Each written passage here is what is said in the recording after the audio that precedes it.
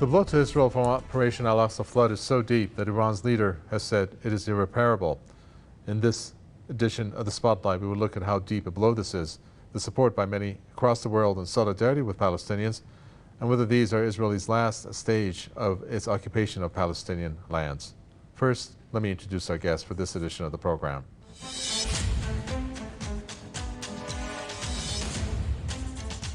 Sami Ramadan joins us. He's an academic and writer from London. Also joining us is Richard Medhurst, a journalist and commentator from Vienna.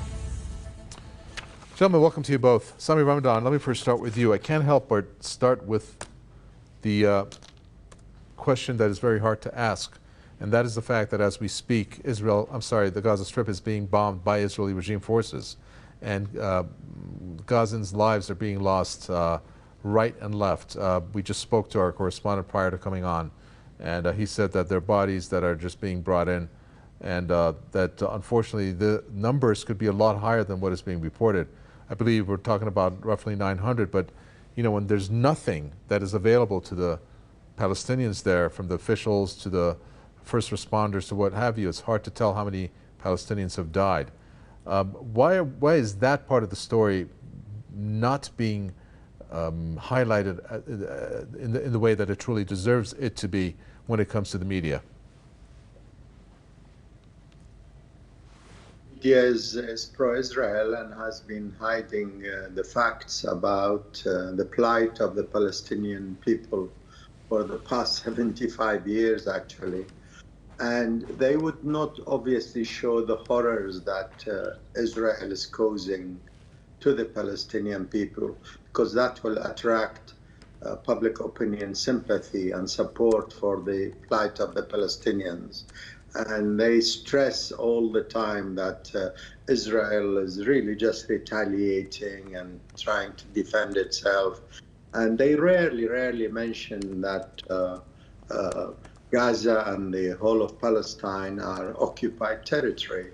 And if they stress the word occupation, then obviously under international law, under moral obligations, things will follow from that. Once you say that a place is occupied by a power by force, then obviously there are consequences to that.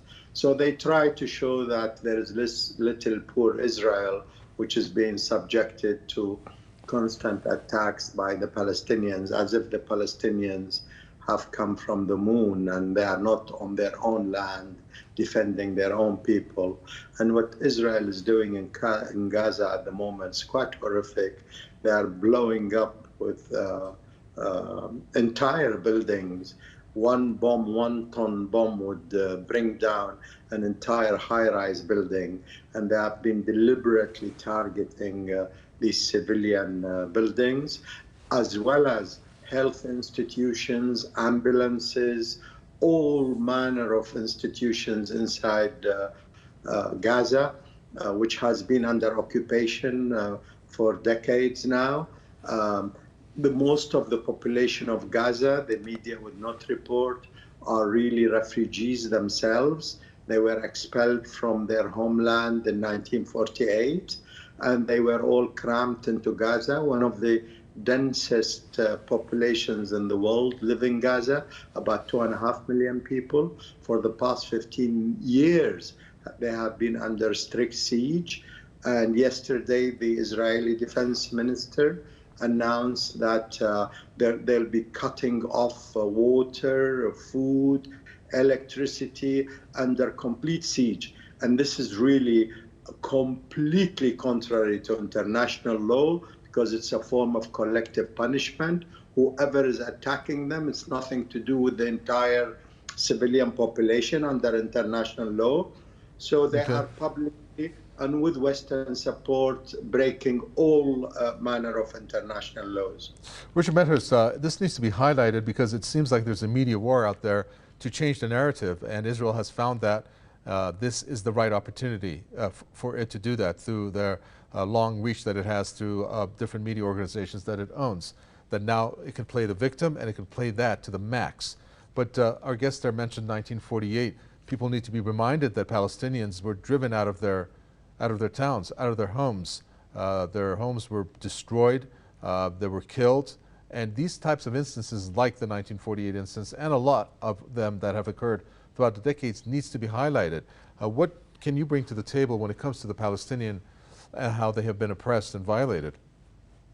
Yeah, the Nakba, which means, or translates to catastrophe, that took place in 1948, that you very eloquently mentioned, is important because it highlights what Israel is.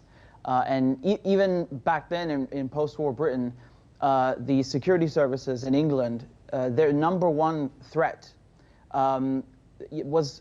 was actually coming from these Zionist groups who were sending letter bombs and planting bombs in London and killing Jews who were anti-Zionist, or Arabs, Palestinians who were living in Palestine, or British officers. And everything that they accused Hamas of doing, they did, continue to do, and on an exorbitant scale. So I find it so hypocritical that they want you to think that Israel is a victim, when actually since day one of the founding of Israel, they have made sure that anyone who is not a European Jewish settler is going to be treated like not even a second-class citizen, a non-citizen. And they want people to be grateful for that. They were throwing a party, this rave that they were having outside the fence where when the al-Aqsa flood operation began. They were trying to use it as some kind of a tool to make people feel sorry for them. And it actually just, it's such an indictment of the Israelis, because it makes you wonder, why were they having a rave? Why were they having a party outside the Gaza Strip, which is essentially a ghetto? It's an open-air prison, whichever term you want to employ. At the end of the day, they've put 2.1 million people, half of them are children, in this tiny patch of land. They can't go out they can't leave by land, they can't leave by sea. And then they want the Palestinians to be grateful that the Israelis give them their own water and their own food. And of course, they never give them enough, even before they just tightened the siege. The Israelis calculated exactly how many calories Palestinians would need to just barely survive, and then gave them even less than that. And this is something that is exactly actually what the Nazis did. The Baki, who was the food minister, he came up with something like this called the hunger plan to starve Soviet prisoners. So you see these similar policies being enacted, and it really shows you that the media is completely twisted and upside down. It's so disgusting and revolting. Every single time the Israelis launch an operation like this, where they're pounding Gaza, they go into the media and make anyone who's Palestinian or even remotely sympathetic to the Palestinian cause, they put them on the defensive. Do you condone Hamas's actions? Why won't you condemn Hamas? No one is interested in Hamas actions. We're interested in criticizing Israel, because Israel is the one with nuclear weapons that receives billions of dollars in military aid. Israel is the one that has had the upper hand. If they wanted to make peace, they could have done it a long time ago, and they refuse to do this. Israel does not care about a two-state solution. Israel is there as a colony, and it behaves as a colony. And this is a process of decolonization that we're seeing, pure and simple. Sure. Well, Sami Ramadani, Iran's leader, has spoken on this occasion, and all ears were tuned into that.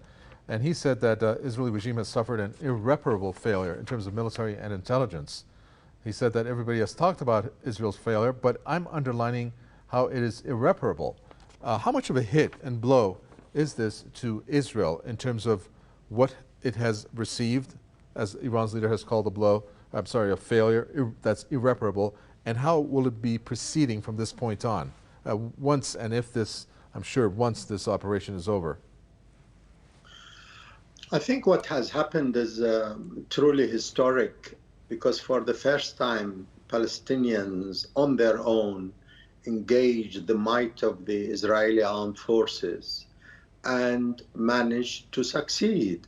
They not only broke out of the great prison, the big prison they're in, they started and defeated their jailers, the occupiers surrounding this big jail.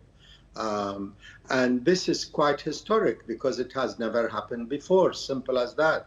And the so-called might of the Israeli armed forces was shown for what it is, that a few hundred fighters, determined fighters, fighting on their own land, trying to liberate their own land, could face up to the Israeli armed forces, could face up to the so-called fourth strongest army in the world, could face up to this nuclear power, the only nuclear power in the Middle East. And they could actually win battles. And they have really and truly inspired the entire Palestinian people, all the peoples of the region, and across the world.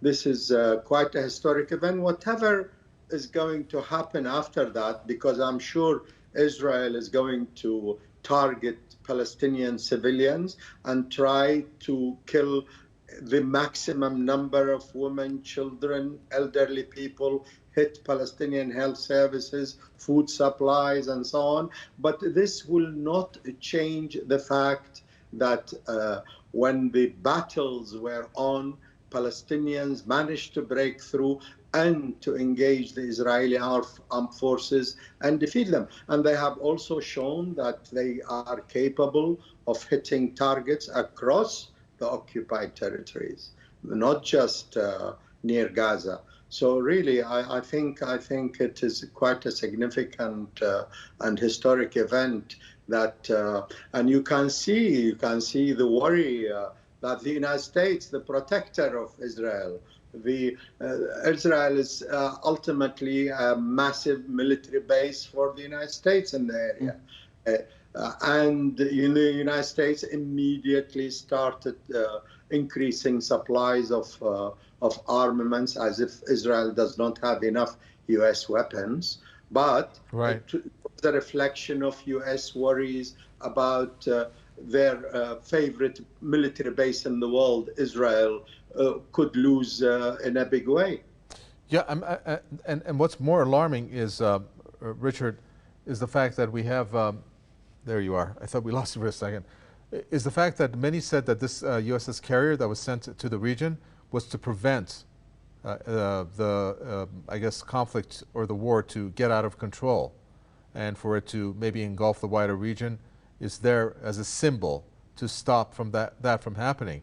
But a very worrying statement that has come from the Turkish president. I'm going to read that to you because it's really crazy what it says. It says, "What business does America's aircraft carrier have in Israel?" And in so many words, I'm paraphrasing, it says, "It is going to hit all of Gaza, its surroundings, raze them to the ground, and commit very serious massacres." And it asks, what is the aircraft carrier that is coming here with all its boats around it and the jets of the aircraft carrier going to do? Do you think that that is the purpose that the U.S. has, and that's the approach, maybe, that it has with sending this aircraft carrier? I know we're speculating, but just curious. No, I mean, the aircraft carrier is really just a show of force. You know, we saw the Americans do this many times where they're trying to threaten Iran. They do the same with their B-52 bombers, and it doesn't work because, you know, the resistance axis are fighting an asymmetrical war, and the proof is right in front of us. Israel has nuclear weapons. You know, this supposedly mighty army that does indeed receive billions and billions of dollars in weapons. Look how it collapsed like a house of cards, like a paper tiger. So the United States is really not able to do anything. What is the aircraft carrier going to accomplish? I mean, the Israelis, if they want to, you know, pound Gaza, and they are already doing it, and they don't need an excuse to do it in the first place, because we see this almost every single year, almost. And we know that the Israelis already have, as my fellow guest said, they already have enough U.S. weapons to contend with. So I think the United States is really a bit puzzled here, and as are the Israelis, because when this operation began, Netanyahu was hiding. He did not even give a statement until in the late afternoon, which is insane.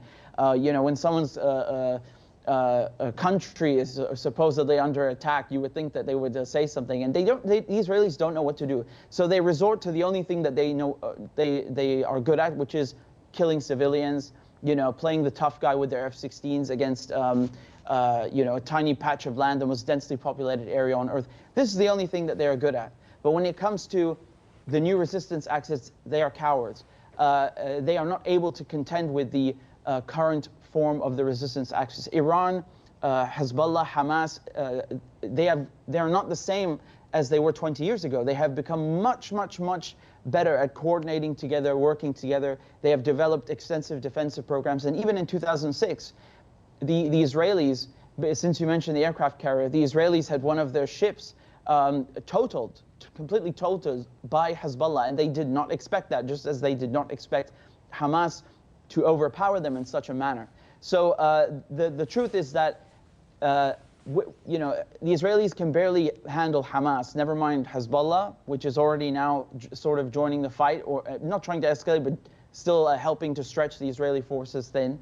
And I don't think any amount of high tech is going to help the Israelis. What this comes down to at the end of the day is people who are fighting for their land, Palestinians who know that this is their land, they are fighting for it. You cannot buy this determination. You can't purchase it. You can't convince someone of it. It's either your land or it's not. And every time a colonizer goes to somebody else's home turf, whether it's the Americans in Vietnam or Britain in Afghanistan, always lose. And the same is true of the Israelis. Sure. The same is true of them. And they don't have the same determination as Hezbollah or as Hamas, as Syria, to fight for this land, because you saw how they were all running away in the airport. They have multiple passports, they can flee, and despite the fact that many of them are in the Israeli army and they have easy access to weapons, they didn't stay and fight, they ran away. That's a very good point that you make. I'd like to expand on that a little bit more if we can. I'm just trying to shove in all these questions that I can in this 25-minute program. And really, one of the things that I'd like to ask you, Sami Ramadani, is the fact that if you have somebody who commits murder and then goes to court, and then you have an entity, in this case the U.S., that has power over the court and says, no, it's okay, I support the murderer, he can get away with it. Well, how much at fault is the U.S. here and not so much Israel when it comes to the fact that Israel knows that it can get away with what it has done throughout the years and decades with the support of the U.S., and therefore it has acted with impunity? Shouldn't the U.S.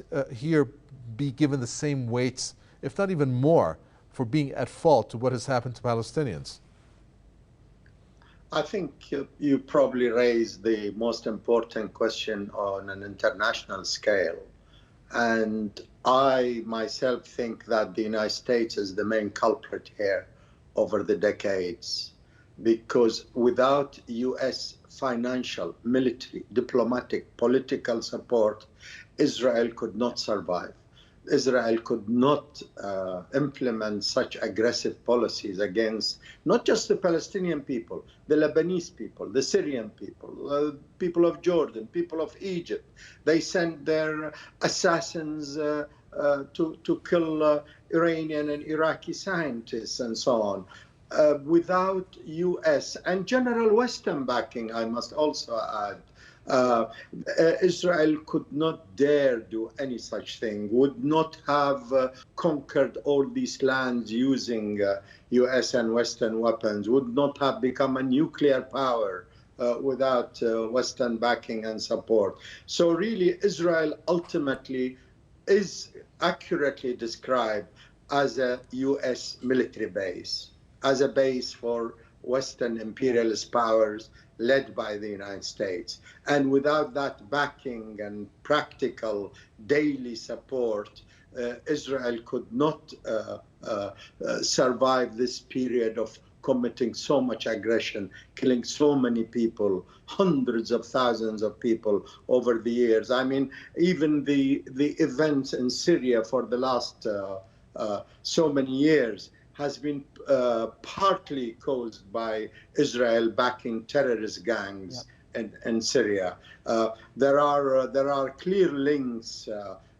Israel even established hospitals in the occupied Golan Heights to treat the terrorists who were murdering and cut throats of people in Syria. So wherever you look, the United States has been their main backer and supporter. Well, Richard Medhurst, the point that you made towards the end there is something I'd like to pick up in this question with you, and that is the fact that even prior to this Operation al-Aqsa flood breaking out, you had those demonstrations that took place on a weekly basis because of these so-called judicial overhauls or reforms. At that point, there was 20 to 30% based on the stats given out of an exodus from Israel. I mean, you had people leaving Israel. And now with this happening, that people are dying, as you mentioned, to get out of Israel, okay? I'm not too sure what's going to be left after this is over, what Israel is going to govern. But what state does that put Israel in when you have what's happened from within, and now that this has happened? Because I'm almost sure that not many are going to want to live in the southern part of Israel based on what has occurred. So that kind of puts into question Israel's stature in a sense. Yeah, I mean, it's astonishing the determination, or as it should perhaps be more correctly called, this political extremism that you see in Israelis, that they would move, from Ukraine or from Britain and go all the way, to live on Palestinian land, knowing full well that this is not their native land, and knowing full well they're even putting themselves at risk and their families at risk. And we saw there was a British family that moved from London to the West Bank this year, and they got killed in a shooting. So they go there knowing full well that they're putting their lives at risk just so they can establish a colony and maintain a Zionist presence. And as my fellow guest said, at the end of the day, they could not do this without the support, the political support, the media covering for them all the time, and the financial support. Israel wouldn't last a couple of weeks. So we've emboldened them in Britain and in America because we want to split the Arab world geographically, like driving a wedge between North Africa and then the Levant and into the Gulf. And so Israel has served many purposes for the West. Now, because we are in a transitional period right now, we are seeing, I would say, the second stage of the multipolar world and its formation. When the Ukraine war began, it served as a catalyst in that the sanctions, stealing $300 billion from the Russians, caused everyone to run the other direction. This is why 40 countries applied to join BRICS. Iran was one of the successful applicants. The Belt and Road Initiative is also taking shape as Iran and Iraq have formed a railway deal, and China has incorporated Syria into a strategic partnership for access to the Mediterranean Sea. So, as these things come together, now we are seeing that Israel will be perhaps out of the picture very likely in the next years or decades. We're not going to predict the future, but it looks that this is the second stage of that formation, because the imperial outpost in the Middle East could not stand an attack from Hamas, and the world is slowly changing its opinion on the Israelis. Even in the West, public opinion is not working so well, which is why they have to flash Israeli flags on all the monuments. So I think we are in the second stage of that formation, okay. and as this financial and political support slowly starts to crumble, Israelis will just go back home to wherever they came from, and the Palestinians will retake their land. All right, I got a minute to give to you. Ironic, Sam Ramadani, isn't it, that you had the Israeli Prime Minister just a week or so ago, prior to this happening, standing on the podium at the UN General Assembly with one of his props with that cardboard that eliminated Palestine from that map, and now it is facing maybe that destination or that destiny that it may be facing. What are we looking at when it comes to this operation afterwards, the aftermath? Less than a minute, please. I think it is really ironic what Netanyahu did. But I repeat what I said earlier, that this was a really historic event.